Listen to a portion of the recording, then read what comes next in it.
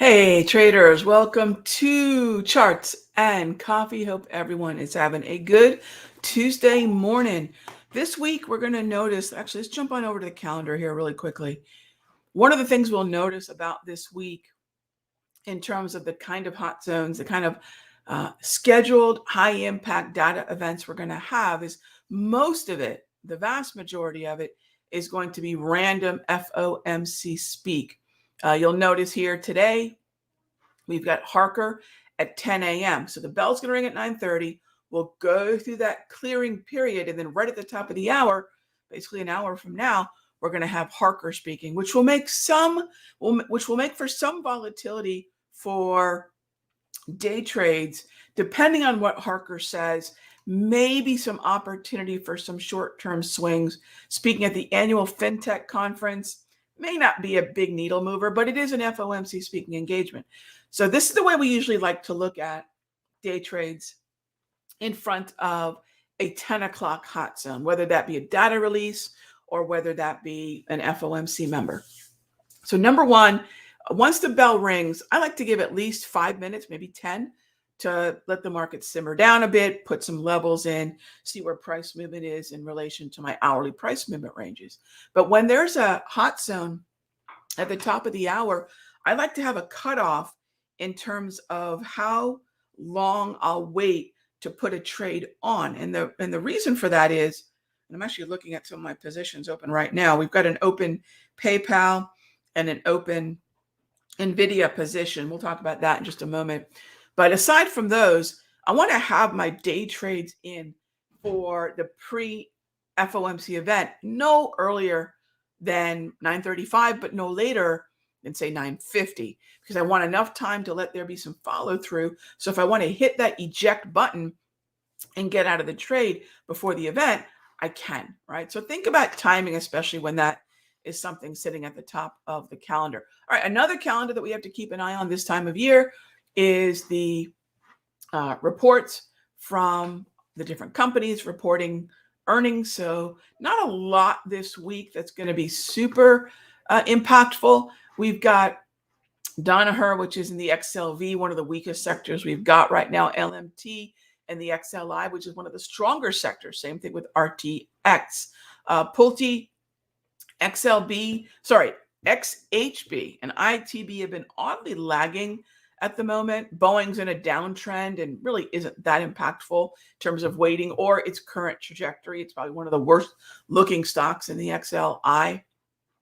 Coke, XLP has been lagging.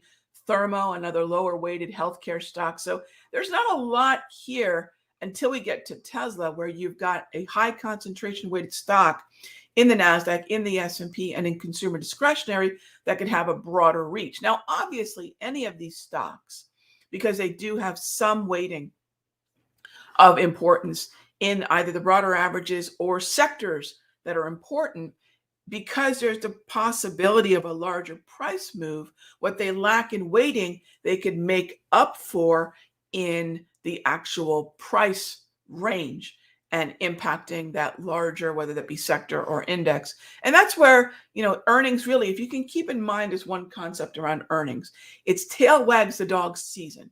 It's an individual stock's ability based on weighting and or price movement to affect the larger group of stocks that it's a part of. Tail wags the dog, and that's where we are. All right, let's take a look at the S&P here this morning.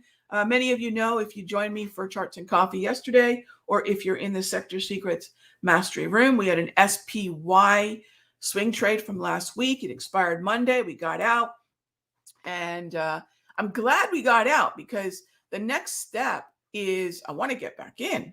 I'd like to refire this trade idea. So actually, let me show you here. I'm going to make this font less ginormous, and I'll show you what we've got going into Tuesday. So on Monday, I set this out. So when we send out a trade alert, right, whether someone's in the room or whether someone's not in the room, they get the trade idea, the levels, all of it, all the things that I'm looking for to set up a trade. And we do this before the trade triggers. So it's actually a setup alert, right? A trade alert says, hey, I did this. This is what I'm in. And that's that. It's kind of a report. I like to focus on setup alerts where this is what I'm going to do if price gets to a certain level. That's how we got into things like gold and SPY, PayPal, and NVIDIA.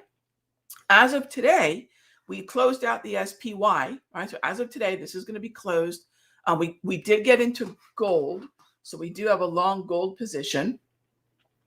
And we have then NVIDIA, PayPal, and gold. So when I send this out for Tuesday to the members, what it's going to look like is this. So these are the open swing trades. I don't know if we're going to have any new swing entries, although we're always looking for them. So when I send this out to the members, every swing, well, actually every entry, every exit, every day, right? This is what we're sending out. So SPY, the reason I'm pretty excited to do this again is we took a $3.80 option that we bought on the daily price movement range zone, right? On that level, we bought the calls. We scaled out once for about $1, $4.75, scaled out again for almost $2, but $1.80. And then we closed it all out at break even. So this is what happened with the SPY yesterday. And because it expired, got to get out, right? These were 4 points in the money. I think 5 at one point. So now that we have that closed, we can look for new entries in the SPY again, but we'll manage NVIDIA, PayPal, and GLD. We still have NVIDIA open. I'll have to close it by Friday. So again, just an idea of what I've got right now. 1:30 calls, 25 October expiration. TikTok, right? I'm running out of time. But we bought them at 4:30. We scaled out once at 5.95. We scaled out yesterday at 11.20. We have one more scale out to go. I really focus on 3 scale outs per trade. That's the idea. T1, T2, and T3. T3 could be time. Like yesterday with SPY, T3 was basically time. I'm running out of time, or I hit the break even. So in this case, now our stop in NVIDIA is basically if we sink down to the T1 scale out. So I could either use the trigger that got us to scale out for $5.95, or I could use that $5.95 as the level at which if we were to sink down, I'd get out. So this is what we've got. Every entry, every exit, every day. And we send that out at the end of the day as an alert to the members. All right, so S&P is heading back down. I would love to get a piece of this. Now notice this is how, and I'll tell you again, the discipline that you execute as a trader, right? What's that old saying? How we do anything is how we do everything. I don't know if that's entirely true, but if I'm generally sloppy, close enough in other parts of life, and I apply that to trading, it's going to be a problem. We really want to be specific. So let me show you what I mean. Let me grab my drawing tools here. Okay. So there we go. So what am I looking for in terms of this move lower yesterday? And actually, what am I looking for in terms of this move lower today? I'm being very specific. Either we get into this zone here or down into this zone here. In other words, this candle has got to touch or preferably be inside the support of the daily price movement range. So close enough really isn't what I want to focus on. Until I get that opportunity, there's nothing to do, which is fine. Same thing with the NAS. Right? Same thing. I love this. I love this here. This is stacking support. Right? I love this. So what do we have here? We have a saying, have more than one why. Right? If you want to have a really new traders only need one why. Right? More experienced traders will want 2 or more. So I have one why here, which is the support of the Darvis. I have another Y here, which is the zone of the daily price movement range. So if that NASDAQ were to get down there close to 20,200, that's a major psychological level. That could be a third Y. Those are the kind of things we're looking for. And then I know that semiconductors have been a relative outperforming part of what's happening within the NASDAQ. NASDAQ has four sectors that really influence it: XLK, SMH, XLC, and XLY. So in technology, semiconductors, communications, and consumer discretionary, when most of them are moving higher, NASDAQ's going to be able to benefit from that. Of course, SMH, I would love to see continue to move higher. I would love to see this here on the 22nd continue to move higher, because this is where, when I think about the position in NVIDIA, which we'll get to in just a moment, sure, we can talk about the NASDAQ, right? That's the top of the food chain, if you will, futures contract. Then we have semiconductors. Then we have technology. The NVIDIA stock is weighted within all of these. This is the top of the food chain. This is the sector. And then this is last, right? If I'm thinking of from top to bottom, NVIDIA would be the last, right? Kind of the output, if you will. The NASDAQ's moving higher. Is SMH, is XLK moving higher? And then what is the outperforming stock? Oh, okay, NVIDIA. So you notice if you go from top to bottom, the stock is the last piece of the puzzle. Doesn't mean it's the least important. It's just it's the piece we should end with, not start with. So when folks are asking, Rog, what do you think of NVIDIA, for example? Now I'm going to say what I think of NVIDIA has a lot to do with what's coming above it: NASDAQ, SMH, XLK, and then lastly, NVIDIA. So that's the output. Is this a relative outperforming stock with alignment at index sector, right? So yeah, we want to continue to keep an eye on NVIDIA. I have a few more days, literally a few more days to expiration. And now we have a tightened stop. That's so important. If you're thinking about account growth, right? How are you protecting not just your capital in the initial stages of the trade, but then how are you protecting your unrealized profit as the trade goes in your favor? All right. So that's NVIDIA. And then for traders wondering, Rog, is that the only thing that's moving higher in the SMH? No, it's actually not.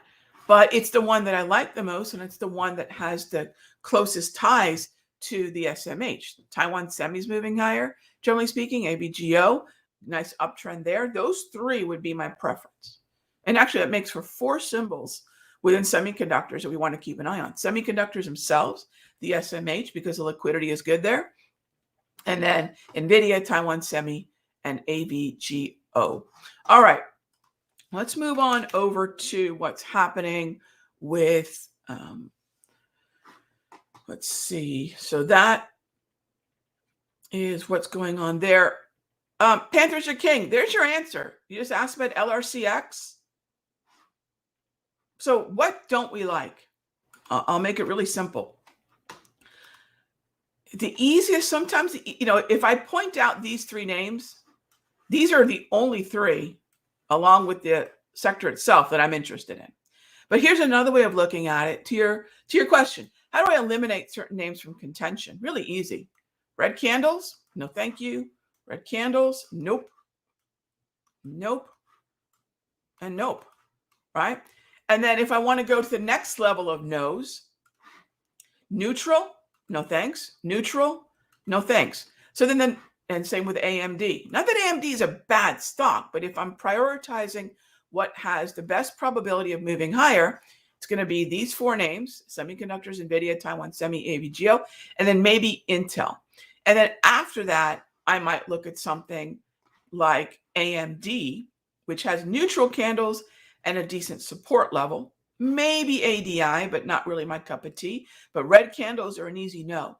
In an environment where I want to take advantage of movement going higher, I want to find things that are, in fact, moving higher. So if NVIDIA is making a new high up in here and LRCX is moving lower, why am I looking at something that, unless you're wanting to go short semiconductors, which I wouldn't understand that either, because semiconductors are one of the strongest sectors right now. So if you find something moving higher, at some point, something that's lagging could play catch up.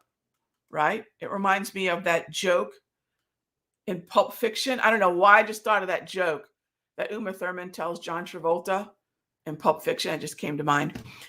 So yeah, eventually things could play catch up, but why not grab the best in the group, things that are already proven to move higher. So, LRCX, if I bought a call pretty much on any one of these days, that call would still be losing money, right? But because we grabbed something that was already showing signs of leading, that's why we're able to buy something for $430 and scale out for the second time at $1,120. And that's really where I think for a lot of traders, what you trade is more important than how you trade it. So thank you for the question. And that's the way that I look at that overall behavior. Okay, next up is a curious amount of strength in KRE, regional banks. And I say strength, you might say, Rob, what's so strong about this thing? It's been actually, when you look at month to date views, I know it's hard to look at that chart and say, what's so strong about that? I agree. But if you take a look at the sectors month to date and throw KRE into the group as well, there it is, up 2.25%. And if it's up that much, it makes me wonder, at what point does it start to take the RTY, the Russell, with it? It's not high on my list quite yet. The Russell did look interesting yesterday for a potential buy, but even if your timing was really great, right, and you got in the Russell somewhere inside yesterday's daily price movement range, right? So the low was right in here. We're below yesterday's close. This trade is losing money overall. Now, who knows where we'll be after the bell, and can it spring up, all that good stuff. But be careful, gang, because the Russell and the KRE are tethered to each other. The KRE, the regional banks, the most important part of the Russell. And if this thing's sitting at around 57.70, it's not terrible. It's not as if it's losing a lot of ground, but it has yet to really show that the buyers are willing to step in. So be careful. Be careful when we have big days, big sell-off days, because sometimes what you'll find is the next day you might get a little bit lower low, a little bit lower of a low, and be able to say get in at a better price, even in this case below the previous session close. So a little patience sometimes will go a long way. Yeah. All right. Speaking of patience, crude oil has been all over the map, and it's trying to organize into something. But I'm going to keep crude oil on the back burner. So that means no crude oil, no micro crude oil, no USO. I'm going to be very, very, very discerning about which trends in the XLE I will focus on. I'll tell you straight up, I had great hopes. I had great expectations for energy stocks to enjoy a little bit of Q3 to Q4 sector rotation. And it's really been pretty disappointing. The only uptrend has been in Williams. It hasn't pulled back much. This looks a lot like T-Mobile, doesn't it? It's just climbing higher. And I'm going to leave this alone. I think XLE wants to move higher, but the heaviness in crude oil. So if you think about crude oil futures, a commodity, then dictating what these stocks that'll be doing, it's a lot like gold, right? I don't want to play gold miners until I have a really clear read on gold. Now, you know that I'm in gold now. I showed you all the positions that we built. We're in gold, and it should be a pretty good morning for us on gold. But the longer gold continues to move higher, the more interested I will get in GDX and Newmont Mining and Barrick Gold and a lot of other gold names. So I don't want to, if I like GDX, it's because gold is already moving higher. It's already leading the charge. If I like XLE or Exxon or Chevron or Williams, it should be because crude oil is also leading the charge. And if we go into stocks that are weighted with the influence of the natural gas and crude oil, like it is in the XOP, oil and gas explorers, then I want to see both NG and CL moving higher. So that's what we want to do there. So you notice even with these stocks that are more, say, commodity stocks, I still want that alignment. It may not be the index to sector to stock, but it'll be the commodity to sector to stock. So there's always alignment, almost always. Are there some stocks that kind of do their own thing? Yeah, PayPal is probably the quirkiest name we have in our book right now. I'm perfectly, in fact, PayPal could have been another entry yesterday. I'm perfectly willing to continue to trade things like PayPal, but remember, while it's yes more of a fintech, more Nasdaq, it can do its own thing. So those are tricky. I don't end up in stocks like PayPal or stocks that are not significantly weighted in the main sectors of the broader averages. And the cool thing about that, the thing that makes it really easy breezy for us is we're not worried about 3,000 stocks to scan through. We're not worried about disparate names to what the S&P Dow and the Nasdaq are doing. It's a very cohesive, connected, and very finite, manageable list. And probably one of the biggest things for new traders to try to do is find a way to trade things that are liquid and that have connectivity to the broader averages. So there's a certain expectation, reliability of the way that it moves, right? And that means you're looking at fewer things, which is far less daunting. With that said, gang, that's a wrap. I'll see you tomorrow, same time, same station. Be good to each other.